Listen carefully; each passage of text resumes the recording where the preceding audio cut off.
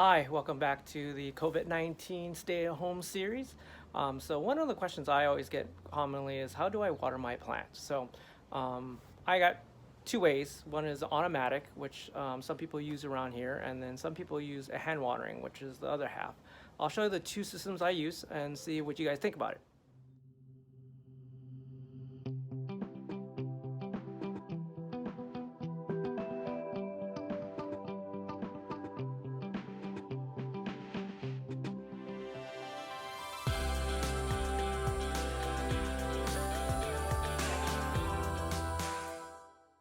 So this is my watering system I use. It's a Masakuni wand.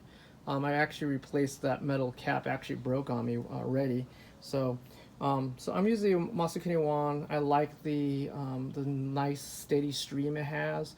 It's not overly powerful. It doesn't like push all the substrate away, and it makes a really good way.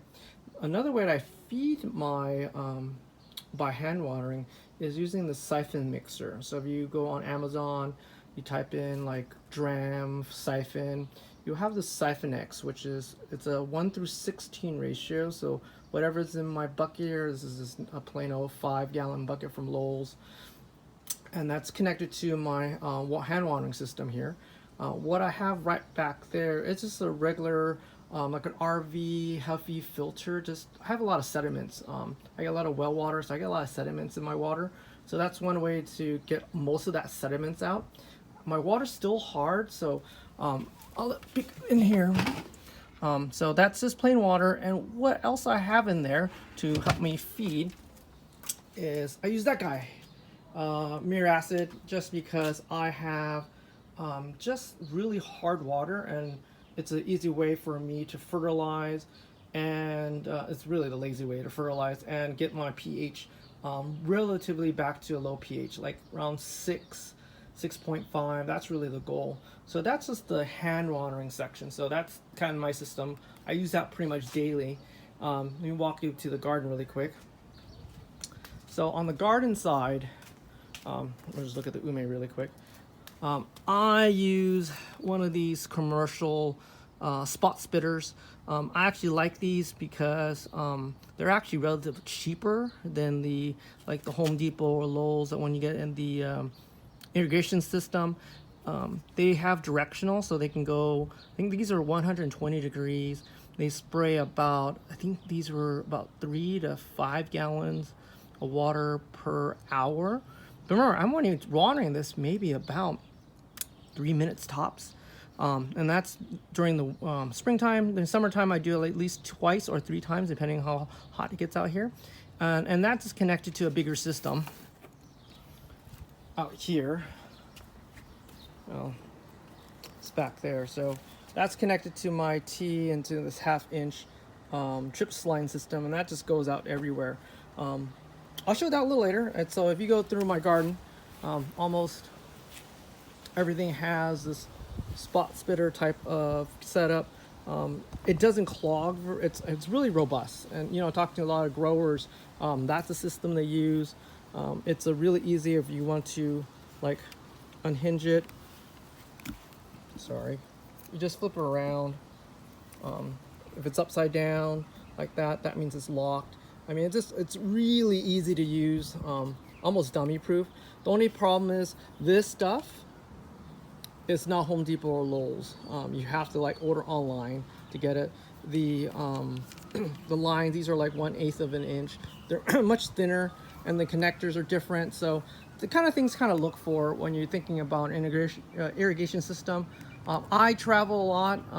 Well, I'm always home now, but when I was traveling a lot during the summertime, I put everything on an irrigation system, and I kind of forget it. I do have another system called the Ratio. I'll show that in a minute right now. So we're in my garage right now, and this is the Ratio. And then of course I have my Google Home Wi-Fi back out here. But this system is really awesome. It's a Wi-Fi system that connects to your phone, and basically what it does is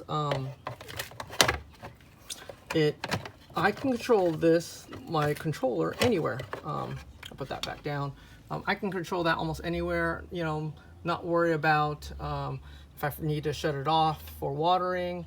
if I need to put some extra watering. So I have a way to control it through my phone. So everything's Wi-Fi enabled. I mean, it doubles my water for me during the summertime, or the duration wise. I mean, things like that kind of helps out. So yeah, if you're into an irrigation system and you want something that's a little high tech, I recommend it. I totally recommend it. I would not go home without it. This is actually version, I think this is version 2. Version 3 is out, which actually has like a pressure gauge measure. So just in case something blows, you actually have a way to like find out that, you know, hey, something blew. For my case, I have something low tech. I actually have a camera on one particular plant. That's my canary plant. So if I know that the water's not kicking off, I usually call a neighbor over and, hey, can you hand water? I think my system's down. So that's like how I water using the system. If you're interested in changing your irrigation system from a sprinkler to a drip irrigation, I found this kit at Lowe's and I love it. It's from Rainbird. It converts my regular sprinkler system into a drip system, and how that works, and it takes like minutes to put this together. It's not that difficult. You change out your head out for this contraption. Basically, is a giant filter in here, and this changes into a 1/2-inch drip line system, which is connected through a compression fitting. And you just unscrew your old your sprinkler head. You put this head in, and then I'll show you how you punch holes into the smaller 1/8 inch. But that's pretty much it. You're done in about 15-20 minutes. You need to put a compression cap at the other end. They look like, I think I have one in my pocket. Let's talk about that. It looks like that. You stick it on the other end to cap it, and then that gives you that pressure end. That's pretty much it. I'm gonna put one together. So in the front yard, I have this sprinkler head that always blows. That was an old sprinkler head that I put in about eight to 9 years ago, and I got some breakage already. So I'm changing it out to that new system. Same idea, you just unscrew it, and then you put it in, you put these lines in, and you're good. Again, it only offers about 8. I think that will offer about 8 spitters. The one I'm putting in, it's unlimited. I get punch as many holes as I really want. So let me kind of finish this off in a minute. Alrighty, so that used to be the outlet, my sprinkler outlet. I had to cut the little hoses off there, the mini hoses, to untwist it. It's just another design flaw. Again, the only limit is up to 8 outlets on this one. If you look underneath, you can tell it has some leakages. You got some calcite that's growing on it. What happened with this particular brand is these plastic connections will break off. That was the weakest point of this whole item. So another reason I didn't like that was one reason. And the second is there's no filter. Remember I said I had a lot of well water in this area. So I get a lot of particulates in my water clogging this whole system up. This is my front yard, so I don't have that house filter or the RV filter I have on it. So that's another reason why these things don't last. There are other versions of these, or these items that convert your sprinkler head to a drip system, but those again are limited to like 8, 6, or 4 outlets. So reason why I like that guy is I have unlimited. So I'm gonna install it really quick without the camera, but pretty much I just screw the headpiece onto the nipple basically, and then I'm set to roll. I just need to make that outlet to the other side. I'll show you that in a minute. So I cut my end of my 1/2-inch irrigation tube there. I'm gonna put this end compression cap on. You just kind of push it in, and then you're set to go. Alrighty, so here's the compression fitting set in the tube. You can either put this on the ground, or what I'm gonna do is I'm gonna put this against the house. I need some irrigation for my orchids in the front here, so I'm gonna put some irrigation tubing. So I don't need hand water anymore. So that's kind of handy thing about that. So that's one side done. I'm gonna lay the tubes on the other side, and then I'm gonna connect it to a secondary one of these guys, so they're both pushing water in the same time. But yeah, that's pretty much it. How you put together When I'm done with this, or when I'm done with the whole system, I'll show how to connect this 1/2 inch to the 1/8 inch tubing, and it's really snap. And after that, it's just rinse and repeat. So give me a couple seconds, let me get that done, and I'll come back. All right, so I finally got the headers all new in finally. So these were the old spikes I was using. Let me stand correction. These tubes were not 1/8. These tubes are 1/4. Commonly, you can get that at Home Depot. These are the spikes. They're adjustable by twisting the top. I didn't like these very often. The problem is that these, when you unscrew it to adjusting the top, it could pop out without you knowing. So that's kind of the bad part, especially when these are buried in your pots or buried in the ground. I have in the landscape here. Another problem with these guys I don't really like, that they actually break off from the top. So this is a this is kind of like that overall general spray type nozzle. There's one that are directional with the 6 sides. What I didn't like about these for bonsai pots is that it never hit the spot I needed to. It would do a quick general spray, but it doesn't hit them like where I really needed it in a certain pot, especially in certain angles that I needed to spray into the pot. And these didn't do that great of a job. Second thing is they had a long spike. You know, our pots are only like that deep, so half the time these guys were sitting good, you know, 2 inches, 3 inches above where my pots were, so, or the soil line were. So it didn't really hit the location where I needed water. So, you know, I tried trimming them down really small, but they still weren't that effective. The nice part about these things are they're commercially available. I mean, you can go walk into a Lowe's, Home Depot, and pick those things up. So that's not an issue. So that's the reason I'm going away from these finally, just because that issue. The other ones that people looked at are these soaker hoses. I use these too. The only problem with these soaker hoses, they're great when you first install them. The problem is when you don't get enough pressure, especially when you have different mixed types of sprayers. You might not get the equal amount of pressure needed for the soaker hose to really work. And remember I said I have really high calcium buildup in my area, in my water source.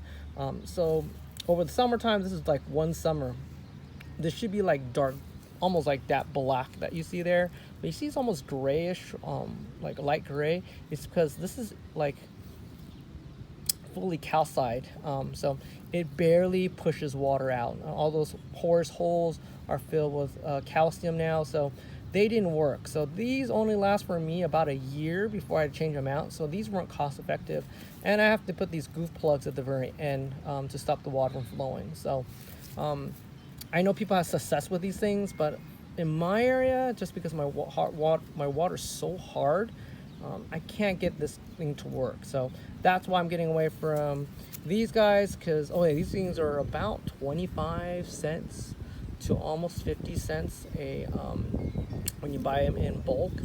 So they're not cost effective versus the spot spitters. These spot spitters initially cost a little more, but they're come down to almost like 9 cents to 8 cents a stick. And then they're a little more cost efficient. Only problem is they're not available in like Lowe's or Home Depot. You actually have to order online. And then there's other parts that goes with it. So let me get these out of the sun and I'll show you what you need. All right, so that's what you need to start setting up for your this type or the type I'm putting up. So you need the 0.125 or 1/8 of an inch tubing. You have to order this online. I'll just give heads up. You'll need to order enough of these guys. I ran out of these bar fittings, so I just get them on eBay, not eBay, sorry, on Amazon. So it's a 1/4 inch to 1/8 of an inch barbs. So barbs look like that. They connect, get a little better view. They connect the tubing to the spike itself. I'll put that right there. You can see that the spike or the barb, and then here's a tube. It's a green one, and there are different types. There's, you can quickly read that. That's from Spot Spitter themselves. I always get this light green one because I like the spray flow. So light green is 106 degree pattern with So we have a high PSI, so we're talking about a little over 7 gallons per hour. And you know, I only spray for what, whopping 2-3 minutes, if that, with these guys. So you can tell there's no mechanical issues. The only thing is that little slit you see right there, and that's what's caused the water to hit that spot and spray out. And that's a directional nozzle. So that's how this works together. And the last thing you need, this type of puncher.